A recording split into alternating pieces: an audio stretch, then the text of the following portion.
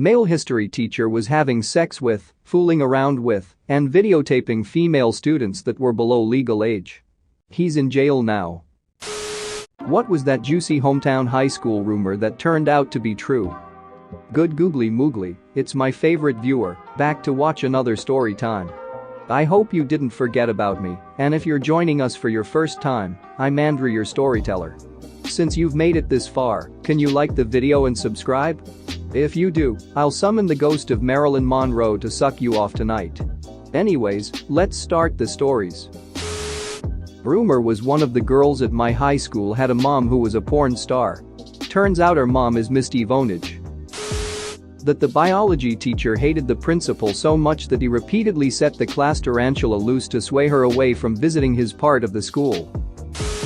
That a 7th grader was bringing vodka in a water bottle and would drink it throughout the day. Yeah, it turns out she brought 5 and got alcohol poisoning and had to be rushed to the hospital. The head high school principal was screwing a cheerleader and her mom while his wife was pregnant. He was asked to resign. He left and became the superintendent of another county. That the theater kids would use the woman's bathroom in the theater to have sex. Turned out it was true when a teacher walked in on a couple going at it on the sink. They ended up locking the theater bathrooms during the day and only opened them for performances. It sucked because those bathrooms were nicer and quieter than the other ones.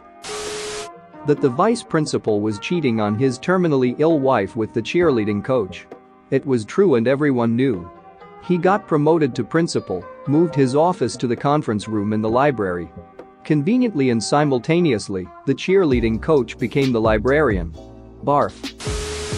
Everyone was always talking about how the pre-calculus teacher and the algebra teacher were screwing around.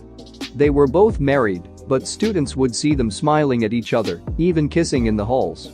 Turns out they were married to each other. She just kept her maiden name. I didn't find out till a few years later when I saw him on Facebook. I'm pretty sure they knew about the rumors and specifically said nothing to dispel them for craps and giggles. That there was a GameCube with Super Smash and it hidden somewhere in the school, along with a tiny TV and 4 controllers.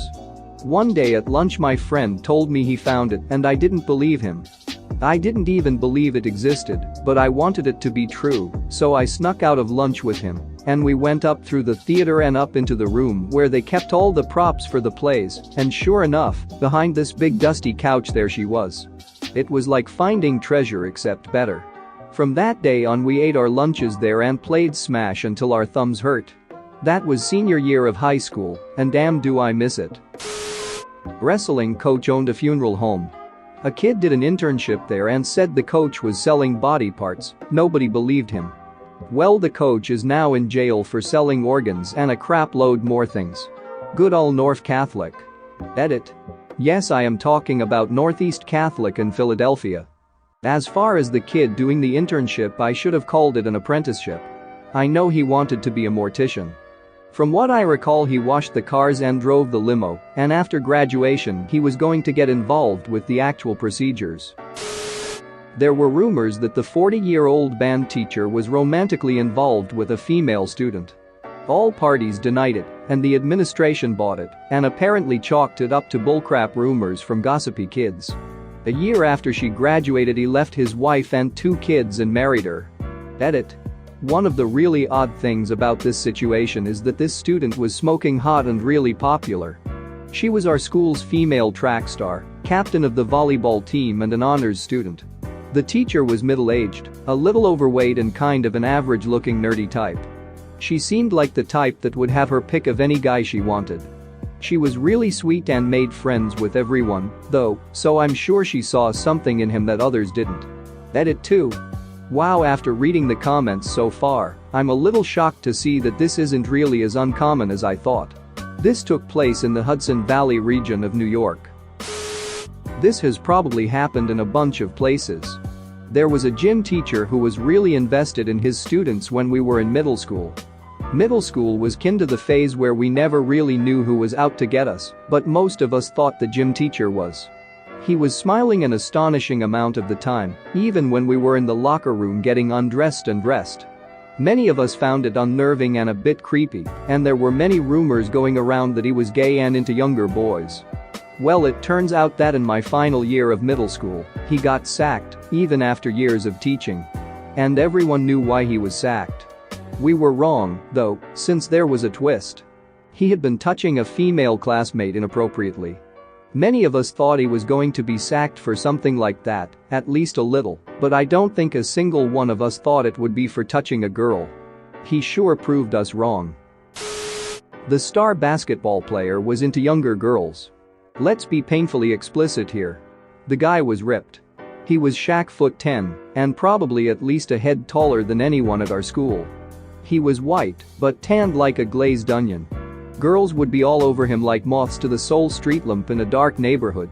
Freshman and sophomore year he dated around, but junior and senior year he went exclusively for the freshmen, and as some of us noted, they were the younger-looking freshmen.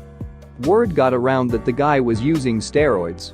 Never proven, and apparently tested, so possibly wrong, but some guys used to say he likes little girls because he has a little dick.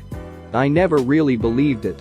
His last girlfriend in high school ended up being this Asian girl who went to Harvard for medicine or some crap, and he went off with his basketball scholarship to university. He was always cool, calm, and colleged, and he was just sweet. No way would he be messing around with younger girls. Then one of my friends called me from high school, when we were around 25, and told me to look him up. Lo and behold, he had a pretty little mug shot after distributing child pornography. The guy could have been drowning in pink, living in the puss. He could have been ducking Tom Brady's ducking wife. It's unbelievable to me. But it turned out to be true.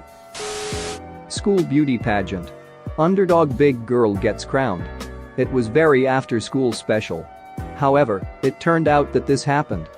The winner's mom walked in on the judges, saying that her daughter wasn't pageant material, freaked out and started crying, accused the judges of being sizeist, and somehow managed to convince them crown her daughter anyway. The daughter found out and voluntarily gave back the crown to the runner-up who was the actual winner. It was pretty humiliating for all involved.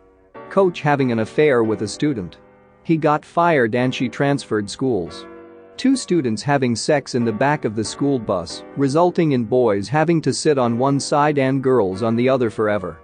2 students having sex in the bathroom next to the gym. So many pregnancies. Like a disproportionate amount based on our school size.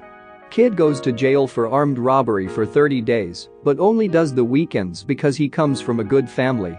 Co-salutatorians because the original salutatorian was caught cheating on an honors course and had the honors credit taken away. I went to a really small school, so it's funny that there are this many. My hometown had problems. That Becky and Toby had sex. Becky was the weird girl who verged on being a social pariah.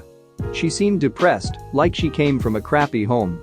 I'd only seen her smile maybe half a dozen times since kindergarten, though I tried to cheer her up when we were assigned lockers next to one another during our senior year. She never wore a bra, I'm sure she didn't even own one, and I believe this contributed to her image of her as a weird, sexually and otherwise, wrong kind of person. Toby was a sophomore who had a learning disability and who also came from the wrong family. He didn't have the right clothes or grooming to at least make him appear like he fit in, so he stood out whenever the popular older boys decided to pretend to be his friend. He wanted to be liked so badly that he was kind of like their monkey, jumping to perform anything they suggested he do. Somehow, perhaps in remedial classes, Becky and Toby met and he took a shine to her. I watched him court her every day after school from behind my locker door. Their conversations were off-kilter and sometimes funny, and I'd laugh with my friends about them later, which I feel bad about now. It didn't take long for the senior boys to find out that Toby was seeing Becky. They teased him with increasing cruelty about whether he was a virgin and when it was that he would pop Becky's cherry. I watched this passively from the cafeteria. There wasn't much anyone could do. Those boys had several monkeys they enjoyed ducking with, and no one wanted to tell the friendless kids that they were really being publicly humiliated. Eventually, it became supposed common knowledge that Toby was banging Becky. I always assumed that they weren't actually having sex, that the older boys were just starting crap. Now, it's been years and I can't remember exactly how it went down, but I heard later, through the teacher grapevine, my mother was a teacher, not a grape, that Toby may have been acting abusively toward Becky, but no one really knows the truth. However, later in senior year it became apparent that Becky was pregnant, and the jokes only grew worse. She had Toby's child the summer after we graduated, and the pair raised her in our hometown. While the popular boys, my friends, and I all went off to college and to travel and to work, Becky and Toby lived off McDonald's wages in order to raise a baby that resulted from sex that neither of them were ready for. I can't truly blame those boys, but I do. I also blame our crappy-ass counselors and nurses and teachers who hear rumors like these and watch abuse like this and never actually do anything effective to help it. Thanks for watching. What did you think of the story time? Let me know in the comments below. If you liked the video, smash that like button and subscribe so you don't miss any more story times.